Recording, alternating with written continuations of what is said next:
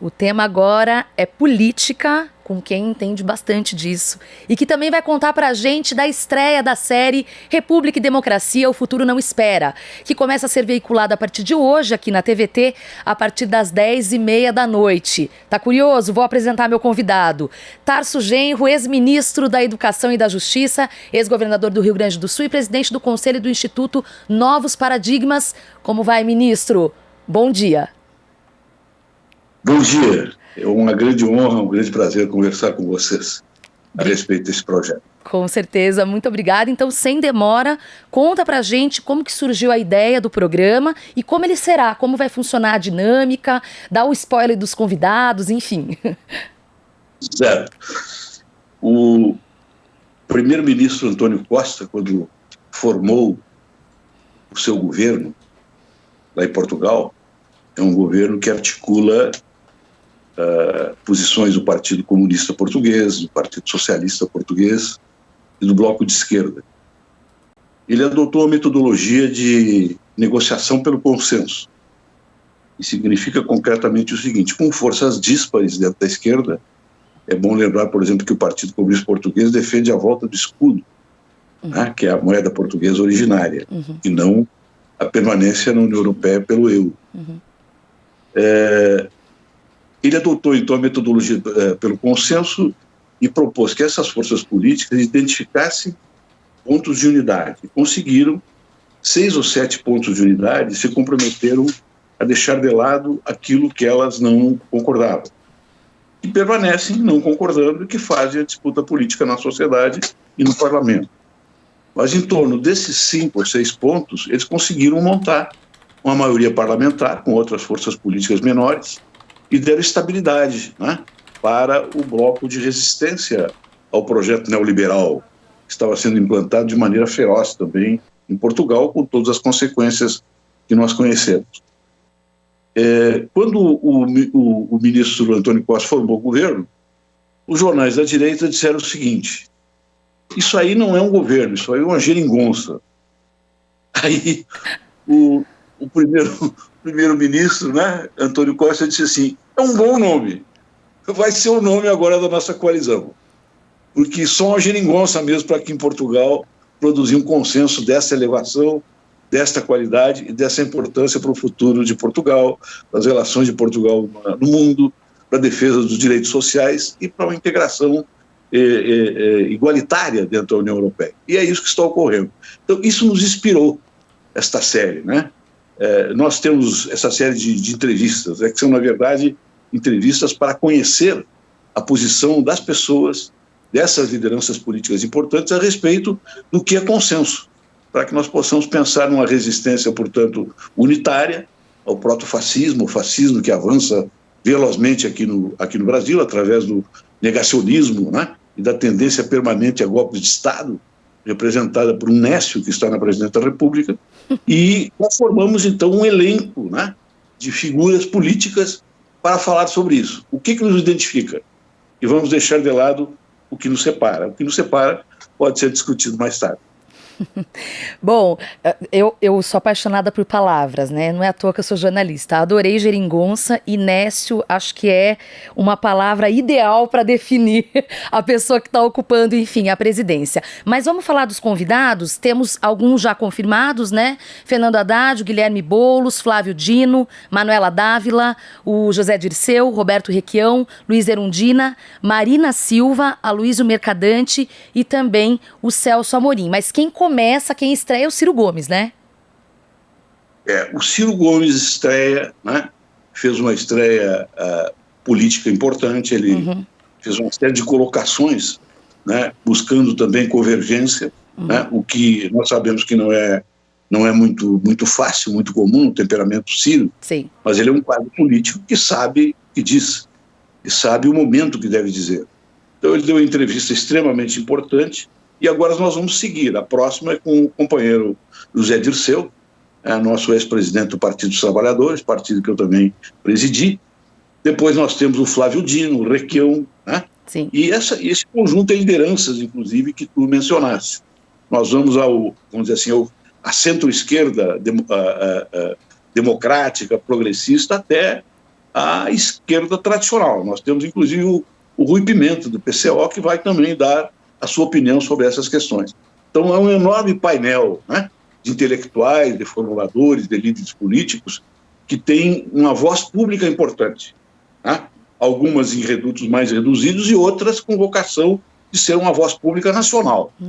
Isso é importante para que a gente vá articulando em rede um conjunto de relações que nos permita, né, formar uma mesa política no futuro para retirar o país dessa crise e bloquear, né, o protofascismo representado pelo governo que atualmente infelicita o país. Sem dúvida. Ministro, bom, o senhor já foi bastante claro nas colocações iniciais e até no que ensejou o programa sobre a necessidade da gente debater essa frente ampla democrática, mas vou fazer uma provocação para o senhor. Essa frente ampla democrática para derrotar o bolsonarismo, que sim é urgente e é sobre isso que a gente está falando, não é um consenso dentro do próprio PT, né? O ex-presidente Lula já em mais de uma vez, embora todos que conhecem o Lula, né, grande líder que a gente teve na história e tudo mais, sabe que ele é afeito ao diálogo, mas ele não se mostrou amigável a essa conversa. Tenho a sensação também que por causa do lastro da história do PT, de ser o partido político maior, de não aceitar não ser cabeça de chapa, né? Já o ex-ministro Zé Dirceu já faz uma sinalização de que sim, que tem que se aliar porque existe um objetivo em comum. Aonde o senhor se localiza aí nesse local de debate dentro do partido? Eu me lembro bem dessa declaração que o nosso querido presidente Lula fez. Uhum. Foi no momento em que o partido estava sendo muito pressionado, né, uhum, para perder os limites, para perder as balizas de relacionamento político no confronto com o governo Bolsonaro. O presidente disse que o PT não pode se subsumir numa amplitude que ele não seja sujeito político. Eu acho que o presidente Lula está correto nisso, né?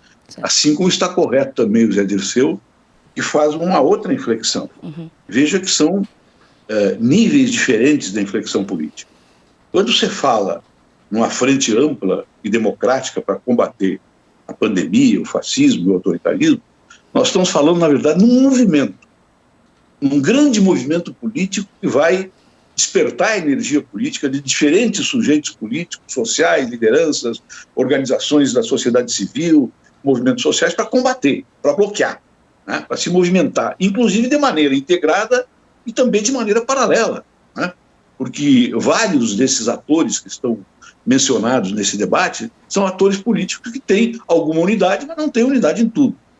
Outra coisa, se trata de uma frente orgânica, estrutural, né, em torno de uma mesa política que conforme um programa. Isso aí só pode ser feito através de uma frente que envolva atores de esquerda, sujeitos políticos de esquerda e de centro-esquerda, né, acolhendo, né, as pessoas que vêm do centro democrático progressista, que seja antineoliberal. Então, uma frente orgânica tem uma pretensão de poder e uma pretensão de disputa que é um roteiro estratégico do seu movimento. Outra coisa são os movimentos. Os movimentos têm que ser desabrochados, têm que ser estimulados, os movimentos têm que ser impulsionados.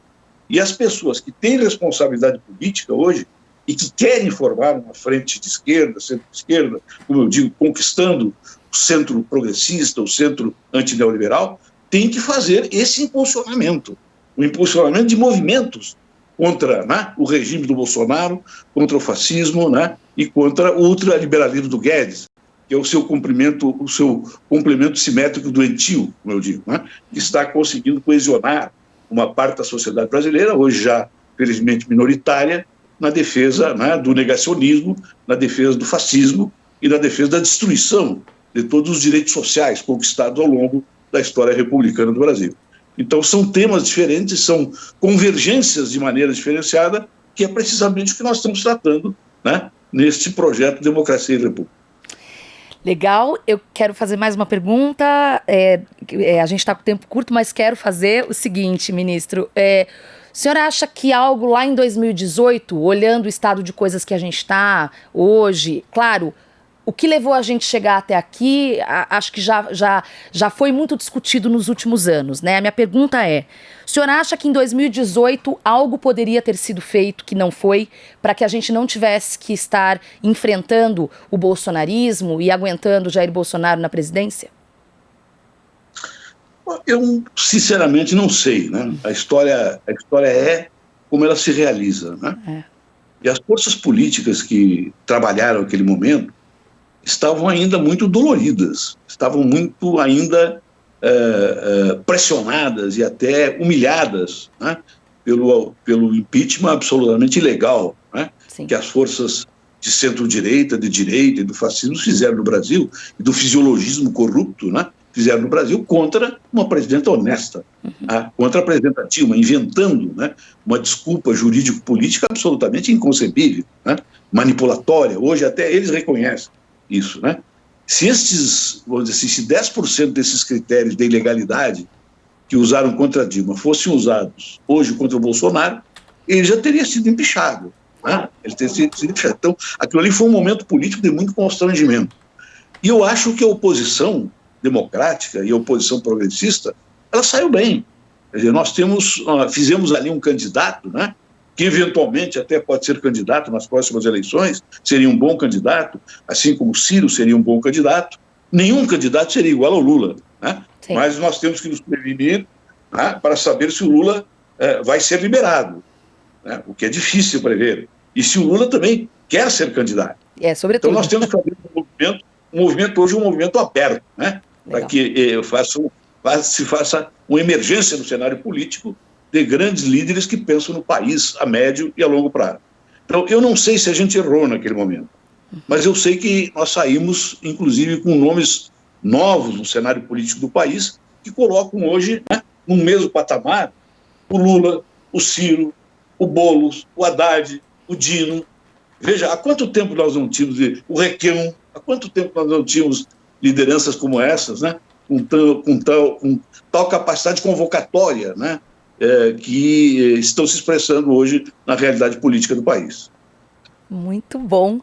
Bom, infelizmente eu tenho que encerrar, queria ficar falando aqui com o ministro, mas quero convidar você a acompanhar a série República e Democracia, O Futuro Não Espera, que começa hoje, a partir das 10h30 na TVT, mediação do ex-ministro Tarso Genro e de Wilson Ramos Filho, e, portanto, conversamos com o ex-ministro Tarso Genro, a quem eu agradeço muito, sucesso aí na série, com certeza eu vou acompanhar, muito obrigada pela ótima conversa, bom dia, até uma próxima oportunidade. Bom dia, um abraço e um bom trabalho para vocês. Valeu. Eu repito que é um enorme prazer a gente conversar de maneira aberta, de maneira transparente e tranquila, como fizemos agora. Muito bom, muito obrigada. Bom dia.